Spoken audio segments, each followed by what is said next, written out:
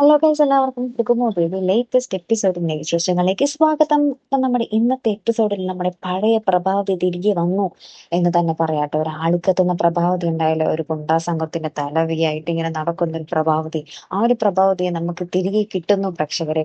വേറെ നല്ല നമ്മുടെ പ്രഭാവതി ആദ്യം തന്നെ സിദ്ധാർത്ഥനെ കാണാൻ വരുന്ന ഒരു രംഗമാണ്, ജയിലിൽ നമ്മുടെ സിദ്ധാർത്ഥനെ കാണാൻ വരുന്ന ഒരു രംഗമാണ് നമ്മുടെ ഇന്നത്തെ എപ്പിസോഡിന്റെ തുടക്കം കാണിക്കുന്നത് കേട്ടോ.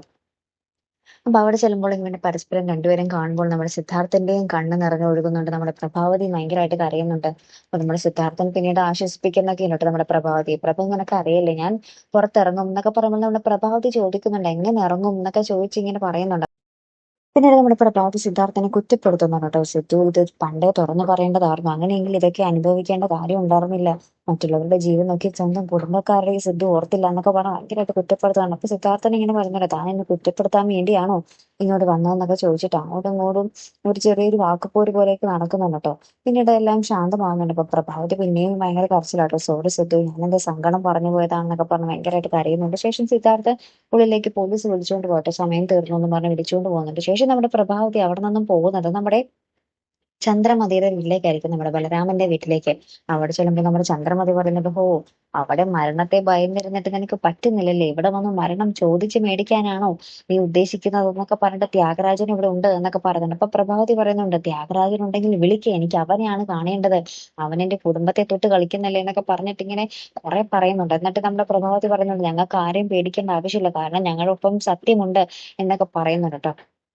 ഞങ്ങൾ ഒരിക്കലും ബലരാമനെ ഇല്ലാതാക്കണം എന്നൊന്നും ആഗ്രഹിക്കുന്ന കുടുംബമൊന്നും അല്ല, അത് നിങ്ങൾക്ക് നല്ലോണം അറിയാൻ താനും എന്നൊക്കെ പറഞ്ഞ് നമ്മുടെ പ്രഭാവതി കുറെ പറയുന്നുണ്ട്. അപ്പൊ ഇതൊക്കെ നമ്മുടെ ത്യാഗരാജൻ കേട്ടിട്ട് വരുന്നുണ്ട്. അപ്പൊ ത്യാഗരാജൻ ഇങ്ങനെ നമ്മുടെ പ്രഭാവതി ഇങ്ങനെ ആദ്യം തന്നെ കളിയാക്കുവാട്ടോ, ഓ ഡയലോഗ് ഒക്കെ കൊള്ളാം, പക്ഷെ ഇങ്ങോട്ട് വന്നതിന്റെ ചങ്കൂറ്റം എനിക്ക് മനസ്സിലായതേ ഇല്ല, മരണം എരന്ന് മേടിക്കാൻ വേണ്ടിയാണോ ഇങ്ങോട്ടേക്ക് വന്നത്? പക്ഷെ നീ പേടിക്കണ്ട, നീ ഇവിടെ അതിഥിയാണ്, ഇത് എന്റെ വീടാണ്, ഇവിടെ വെച്ച് ഞാൻ ആരെയും കൊല്ലില്ല, കൊല്ലുന്നതൊക്കെ വേറെ എന്റെ താവളത്തിൽ വെച്ച് എന്നൊക്കെ പറയുന്നുണ്ട്. അപ്പൊ പ്രഭാവതി പറയുന്നുണ്ട്, വേണ്ടടാ, ധൈര്യമുണ്ടെങ്കിൽ നീ ഇവിടെ വെച്ച് തന്നെ കൊല്ലടാ, തീർക്കടാ എന്നൊക്കെ പറയുമ്പോൾ നമ്മുടെ ത്യാഗരാജനും ആ ഒരു ആവേശത്തില് തോക്കൊക്കെ എടുത്ത് നമ്മുടെ പ്രഭാവതിക്ക് നേരെ ചൂണ്ടുന്നുണ്ട് കേട്ടോ.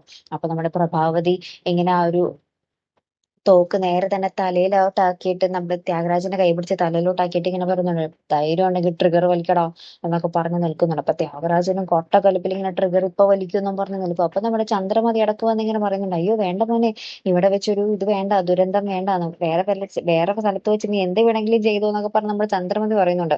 അപ്പൊ നമ്മുടെ ത്യാഗരാജൻ, ചേച്ചി മാറി നിൽക്കുന്ന പറഞ്ഞ് നമ്മുടെ ചന്ദ്രമതി തട്ടിയിട്ടിട്ട് വീണ്ടും നമ്മുടെ പ്രഭാവതിക്ക് നേരെ ഇങ്ങനെ ചൂണ്ടി നിൽക്കുന്നുണ്ട് രംഗത്തിലാട്ടോ കൂട്ടുകാരെ. ആ ഒരു എപ്പിസോഡ് അവസാനിക്കുന്നത്. അപ്പൊ ഇനി എന്തൊക്കെയായിരിക്കും നമ്മുടെ ചന്ദ്രോത്ത് വീട്ടിൽ വീണ്ടും ഒരു ദുരന്തമാകുമോ വരാൻ പോകുന്നത്? ആ ഒരു പ്രതിസന്ധിയെ നമ്മുടെ പ്രഭാവതി എങ്ങനെ തരണം ചെയ്യും അല്ലെ? പ്രഭാവതി ഭയങ്കര നെഞ്ചുകരിച്ച ധൈര്യത്തോടു കൂടിയൊക്കെയാണ് നിൽക്കുന്നതെങ്കിൽ കൂടിയും നമ്മുടെ ത്യാഗരാജൻ അതൊന്ന് വലിച്ച പിന്നെ പ്രഭാവതി തീർന്നു അല്ലെ? എന്തായാലും കാത്തിരുന്ന് തന്നെ കാണാം. അപ്പൊ അടുത്തൊരു വീഡിയോയുമായി വരുന്നത് വരയ്ക്കും ഗുഡ് ബൈ.